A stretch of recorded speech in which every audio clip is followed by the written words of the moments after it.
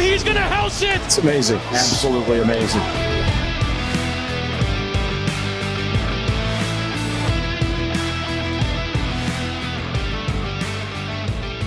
Let's go to Monday and talk about the game that I don't trust either of these teams as far as I can throw them.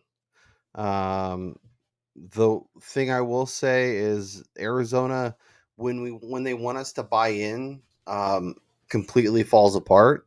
And when we think they're toast and have no shot, stand up and perform well. I don't think the Rams are good. I think Matthew Stafford is not the quarterback that his numbers and probably Hall of Fame case will make him out to be. And it sounds like we're getting, at least in some form, JJ Watt this weekend. Which, if that's but how the much case, of an impact is he gonna make? But the way the impact that happened, like, because even when he was like quote unquote healthy and playing, he wasn't playing 100% of the snaps, anyways. No, I think he could be in there at key times. I think, whether it's, whatever they end up trotting out at running back, and then obviously Cooper Kupp will be incredible, but can anyone else step up for the Rams? I don't think so. And as long as Kyler Murray doesn't make a bad throw to Jalen Ramsey, I'm taking Arizona here and plus the 4, and I will be very happy with that. Yeah, that's funny because this is the first time all year that I've really kind of been off Arizona.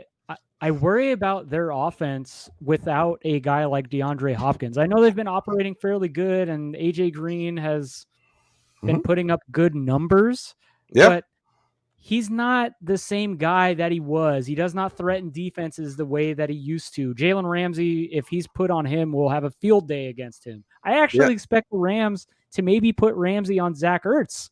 Yeah, some plays here. A wild statement to make in 2022.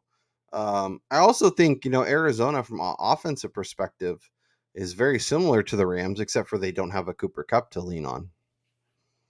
And of course, Kyler Murray's escapability is something that I guess, and it depends on how healthy is Kyler Murray. Is he healthy? Is he able to move? Is he able to throw? Then obviously he can win this game. If he is hampered and broken and his shoulder's a mess, there will be definite issues. But I think there is a possibility. I don't know. I just trust it. I don't like either of these teams, so I'll take the 4 points with the team getting them. I think they go on the road. I think this is one of your upsets, and I think they because a lot of people don't think Arizona's any good, and they think the Rams are good. I think this is a spot where they kind of stun the world and step up on Monday Night Football, which for playoffs is weird.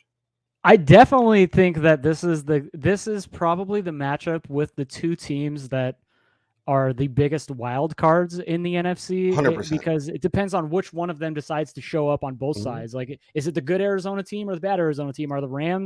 Is the Rams offense going to look like it has the last couple of weeks, or is it going to be middling and is Arizona the Steelers from last year where they were on fire and then collapsed down the stretch and then got absolutely pantsed in the playoffs?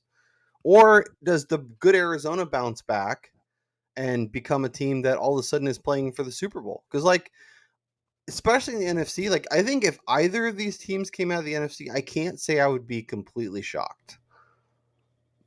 Like we said, the NFC is the biggest crapshoot this year because all of these teams have shown the ability to play at an upper tier level. So if any of these teams, outside of Philly maybe, if any of the top 6 seeds from the NFC make it to the Super Bowl, I legitimately won't be surprised.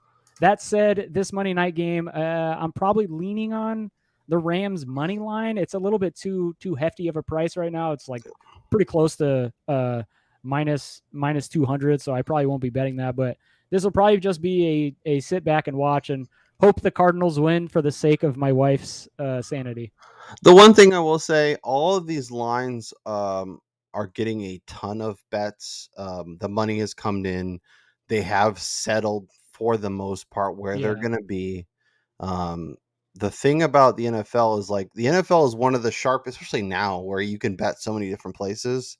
Oh, It's one yeah. of the sharpest markets, one of the hardest plays to find an advantage. And when you don't have a Lions or a Jaguars or a Texans team getting too many points, or a side that maybe is a little more banged up than people realize, or something like that, it's really hard. So don't blow your bankroll trying to bet on games that you think you may have an edge on. Like that being Yeah. said, I've made 4 bets already this week, and I'll probably make a few more. So I'm not exactly heeding my own advice, so I don't blame anyone. If you want to go nuts, bet every single game, go have a wild ride. But I would say, yeah, don't be careful because weird stuff happens in these, Yes. especially in the wild card round, Especially in the wild card round. and then you're stuck holding a bunch of tickets that you have to throw in the trash.